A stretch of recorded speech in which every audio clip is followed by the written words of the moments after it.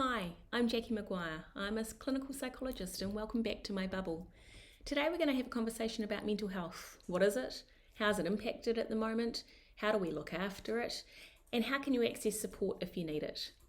In a nutshell, we all have mental health, just like we all have our physical health. Having positive or really good mental health means that I experience a range of positive emotions. I have good and healthy relationships in my life, and that my thinking and emotions are pretty positive and useful for me. Doesn't mean I'm Pollyanna, doesn't mean I don't experience hard things in my life, but does mean for the majority I like and feel good about myself, the people around me, and the world I'm living in. It's something we all want, and it's something we have to work hard at to actively boost and foster every day. It's really important to know that through COVID-19, through an economic recession, people can find that tough from a number of aspects, and that can impact on our mental health. Impacting on our mental health doesn't necessarily mean that I'm experiencing a mental illness. And what's the difference? Well, I want you to think of a cross for me. This is your mental health continuum, which goes from I'm flourishing, which is that state of life's good and I'm happy with who I am and the people around me, down to languishing, which means actually maybe I feel a bit flat or low at the moment. I don't have as much energy as normal or get up and drive. I'm kind of struggling to feel a bit hopeful and engage in the world around me. That's your mental health continuum. That's very different to mental illness, which I want you to think of as your lateral continuum, which forms the cross, which this goes from I experience no signs of mental illness through to I experience quite significant signs of mental illness.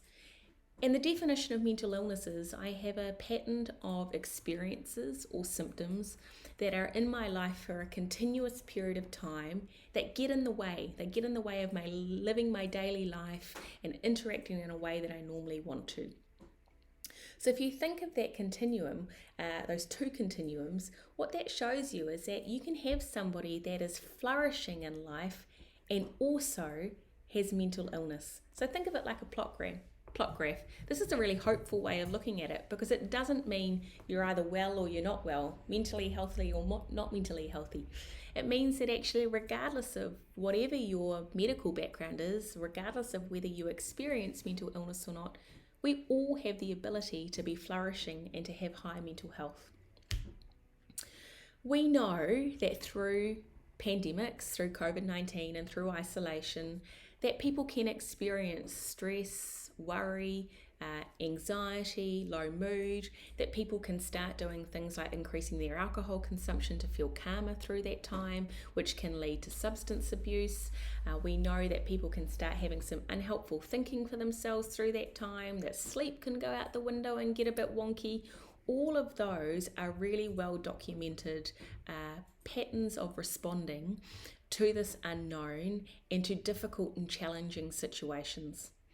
We also know that if you've got an underlying mental illness, if you've experienced or continue to experience depression and anxiety or another form of mental illness, that this potentially makes you a bit more vulnerable through this time. On the flip side, it also might mean that you've got some really good coping strategies that you can draw on during this challenging period of time. The reason I tell you this is we all have a responsibility for ourselves and for other people to kind of check out and see how we're doing.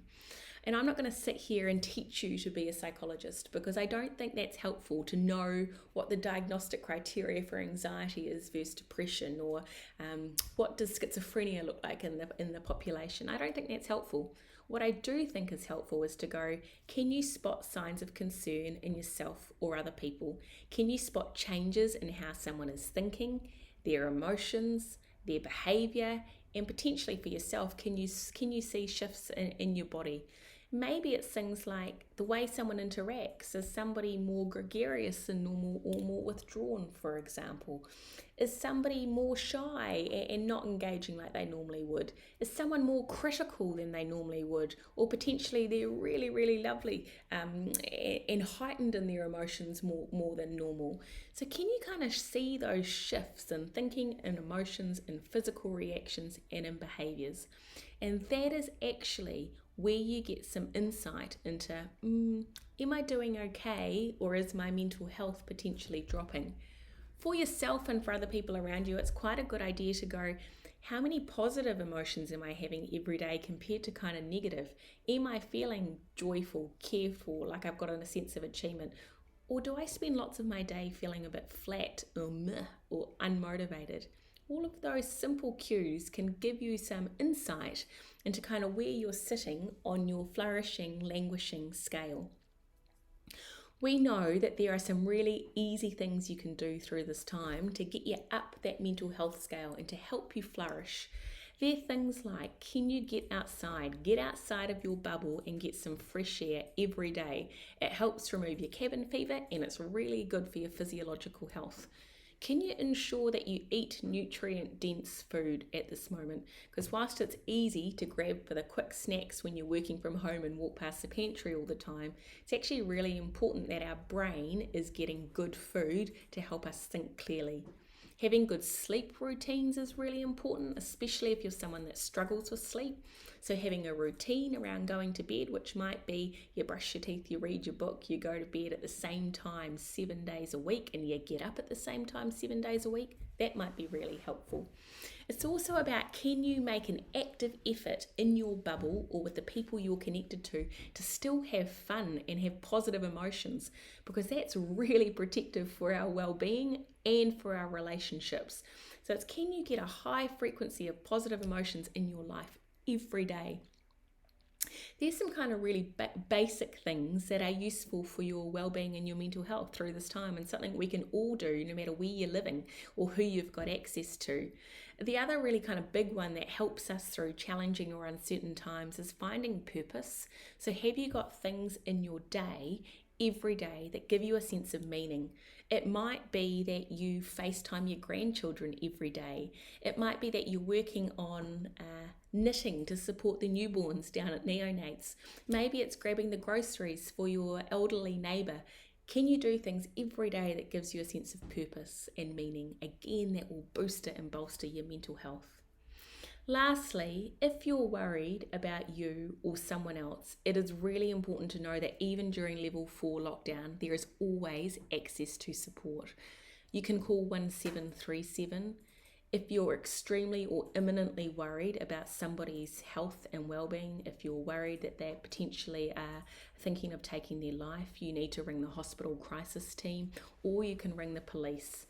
We are all in this together. There are people that care, and there are services that can respond and act when we need it. But for the rest of us, most of the time, it's about looking after yourself, looking after your mental health and well-being, and supporting those people in your bubble to do so too. Have a nice day. Bye.